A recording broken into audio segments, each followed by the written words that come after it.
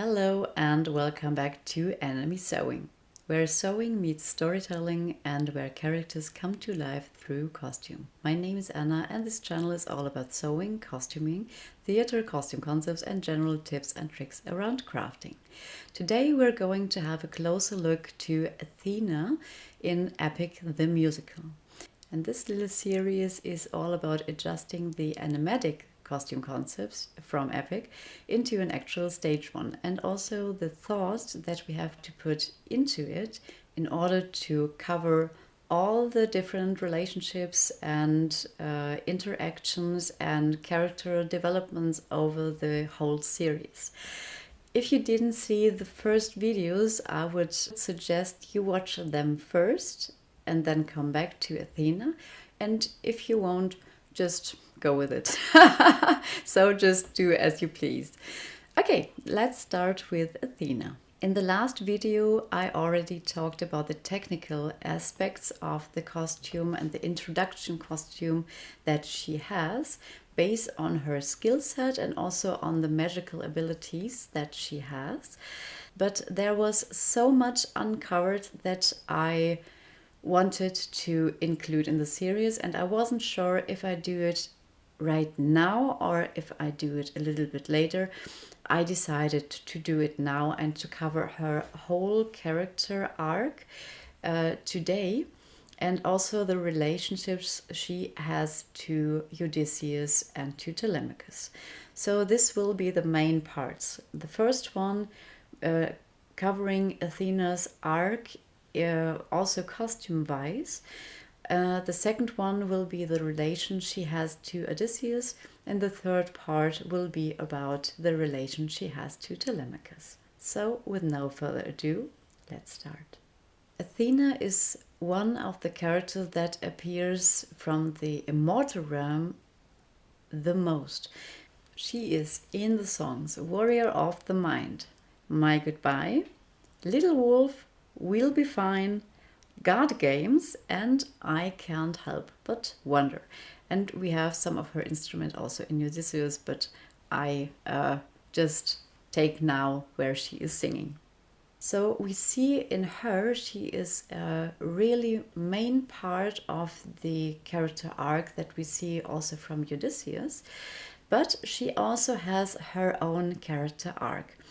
And in this case, we also want to talk about how does it make sense, or when does it make sense, to adjust a costume from an immortal in Epic.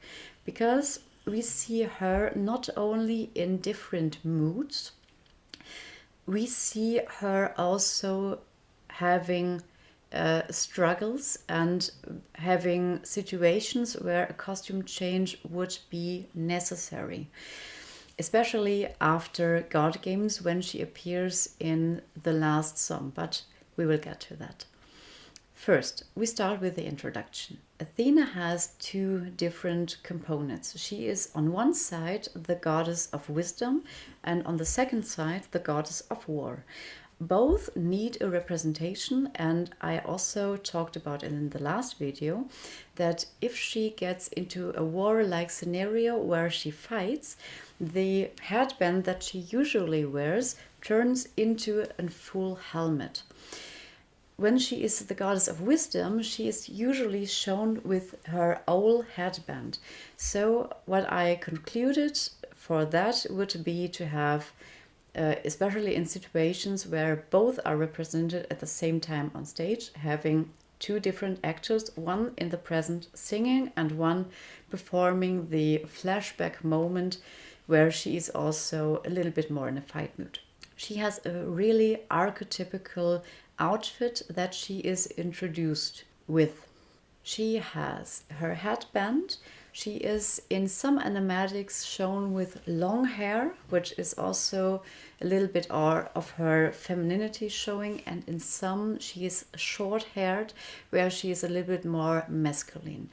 And both ways I like a lot, but I am trying to not cover so much about the hair, more about the costume that she wears. She is in a full blown out armor, and I love that a lot.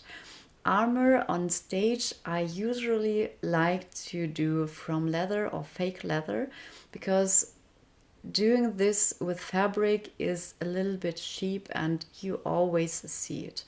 And with her armor especially, I would rather have leather than metal, because she is agile and she moves a lot, and I think she is more represented in leather than metal. It's more like a gut feeling from me, but maybe you think different. Let me know in the comments. So she has her chest plate, she has a back plate, she has a shoulder armor, she has wristbands, she has leg splints. And what I like about her in the animation of Mercy, and I will show also some of the animations from Mercy and Duvetbox, and their channels are also linked in the description below. So now I think with Mercy, she has also a shirt underneath, and she has a little bit off shoulder action in the shirt here, but it is covered from the leather straps of her armor that everything stays put. And I like this also because she is not only a fighter and very aggressive and masculine. She has also a lot of femininity in her. So how do we match these together? And I love how Mercy was doing that, and also Duvetbox, that they have her shown in both sides of her character. So the off the shoulder is a very nice detail, I think, that they included. I'm not sure if Duvetbox did it also, but she has also something else, but I don't have it right now in my mind.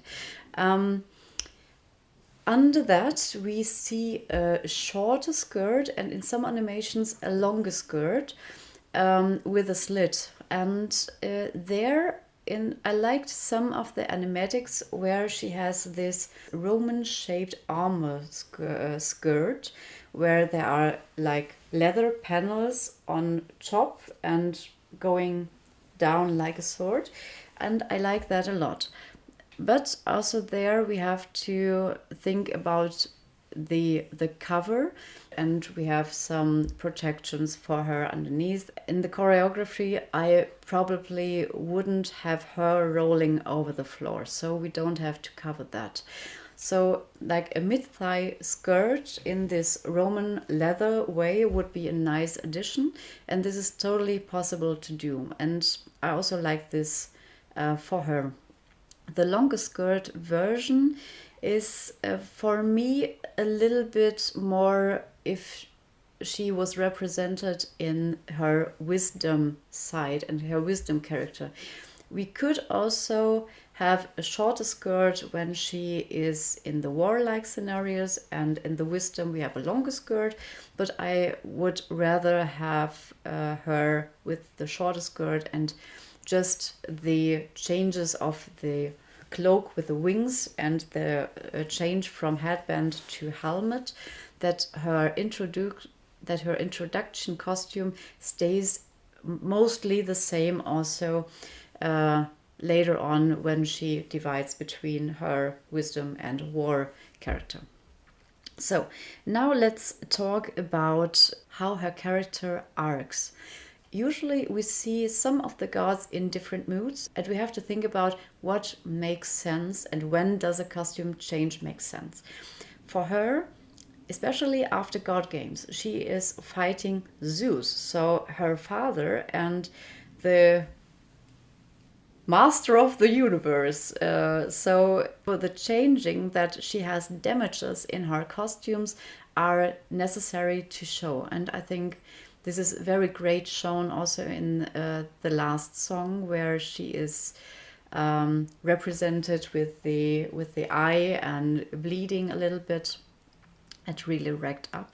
So this is something we have to think about also in character development, also in the gods. Some of the characters that are shown in different moods, that there we shouldn't have too much changes. For example, with Calypso, we see her when she meets Odysseus in the beginning, where she is like flower girl, and oh my god, everything is so great, and yeah, and in this mental state, and we see her when she is performing "Not Sorry for Loving You."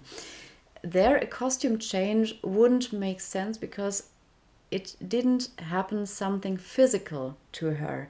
So this aside, with Athena, it makes sense. And she is one of the 3 characters, but 3 is a little bit with a question mark, because we don't see the last one after the great beating. But we can work there more with lightning and so on. But we will cover this in the character arc of Poseidon. The second one that is going to have a costume that changes is Circe, and I already have a great idea for her, and this will be a bigger project, and it is already on my wall there. I found the fabric, it's great, but we will talk about Athena now. But I'm so happy too, because I found a fabric that is so much. I love it. Okay, back to Athena. Yes, so we have her character arc from God Games to I Can't Help But Wonder. So we see her with the destroyed armor. We can also have her probably more with the wings, and the wings like a little bit broken, a little bit damaged, and also to have her face scarred a little bit, because she is healing, she's a goddess, and she will be fine after that. But we have to see what Zeus and the interaction with Zeus for Odysseus did to her, what she had to endure in order to get him out of this prison. Okay, so we had to cover this. Now let's skip a little bit ahead into the relationships. First, we're going to talk about the relationship to Odysseus. Athena and Odysseus have a story way back to Odysseus' childhood, what we see in Warrior of the Mind. And their relationship should also be represented on stage, because it is represented also in the music. And Jay talked about their relation in the music, how he created Warrior of the Mind, especially with the riffs they are doing, that she is a little bit drawn to him, and she's enjoying being worshipped and loved, and Odysseus is very much fanboying about her, and she likes it. So we have now 2 decisions to make. How do we represent their relationship in Odysseus, and how do we represent their relationship in Athena? Starting with Odysseus. There is somewhere an animatic where we see Odysseus on the raft that he made in Dangerous, but I didn't find the animatic. If you know what I'm speaking about, let me know in the comments. I want to find it. Where Hermes gives the sword back to him, and he has a little owl on the grip of the sword. And I think this is a beautiful representation, because it's not really in their outfit, but it's more in the accessories that they wear, and they drag with them, and they get energy from it.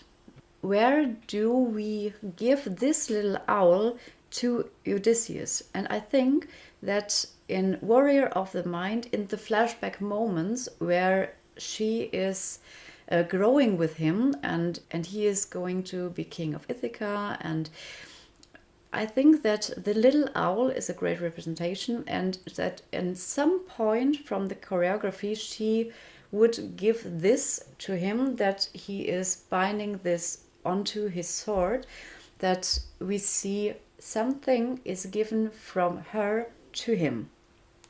Now the other way around is a little bit more difficult, because we have to think about Athena as a goddess that interacts with many people. If she is always having something physical on her from the person she's interacting with, and she is maybe also liking, that doesn't fit too much for a divine goddess that has thousands of years of lifespan, and yeah, it doesn't make sense. What I would do for her and the representation is the lightning.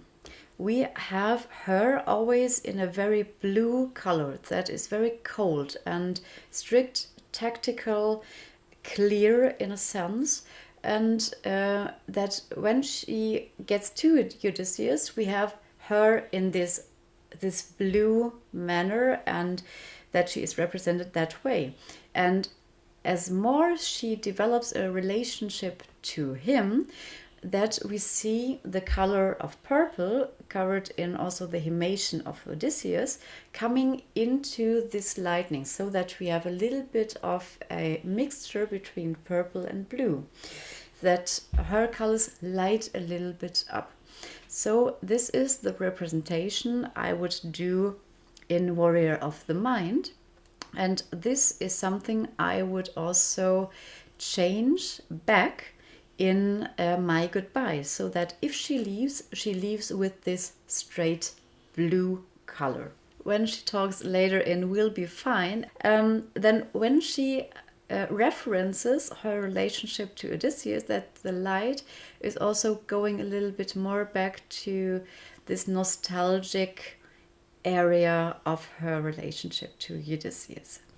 So I think this should cover Odysseus and Athena's relationship enough. Skipping now to Telemachus. Telemachus is Odysseus' son, we already know that, and he is growing up, becoming a young man, and he gets into a not so nice situation with Antonius. And Athena reveals herself to him in that moment. There I also would have her represented in the blue color. And Telemachus, I didn't talk about Telemachus yet, but we will have to cover him in a special episode later. So, if we also want to have the connection between Telemachus and Odysseus, we also have a little bit of the colors from Odysseus on Telemachus. How? I will tell you later. But we have the same system there which we can apply to their relationship, that he gets something from her and she is a little bit drawn to him, and this is represented in the colors. So from this way I would just have the lightning situation same as to Odysseus, just with a smidge other color. When we see Telemachus fighting in the song Odysseus, where he is really in the fight mode now, there is an animatic where he has some representation in his outfit, in his cloak especially, from Athena, because she is with him now. And this is actually something I would do. The cloak that he is wearing is a representation of this relationship. The relationship to Odysseus I would do with another object. Now we can have a similar situation that Athena gives something, maybe a cloak, to Telemachus, and he wears it, and there are maybe, I love to do that, some feather-like shapes, but not with feathers like Athena. But we have now the visual connection between Athena and Telemachus. So this is the main part that I would do for her. These are my thoughts for Athena. And because Athena is so good shown in the animatics, this would be an one-to-one scenario where we just had to build this outfit based also on the animatics. For some other gods I wouldn't do that, and I have my my bigger projects right on the wall, we will see that definitely in the later stages of the series, because now we're a little bit more talking about the basics. And when we get to the later series, there will be a lot more projects. And yes, I think that's it for today. I hope you enjoyed this video, and if you want to stay notified and get to know every video that I'm posting, click on the bell, click on the subscribe button, and I will appreciate that a lot. So until next time, we will cover AEOLUS, what would be also a bigger project. And because I have some waiting customers for some costumes at this moment, the next video will be posted in 2 weeks from now, because I need a little bit more time. The patterns are done, but I need time to prepare also the other dresses and shirts I have to do for my customers, and I can do this later. Okay, until next time, have a beautiful and crafty day. I see you in the next video. Bye!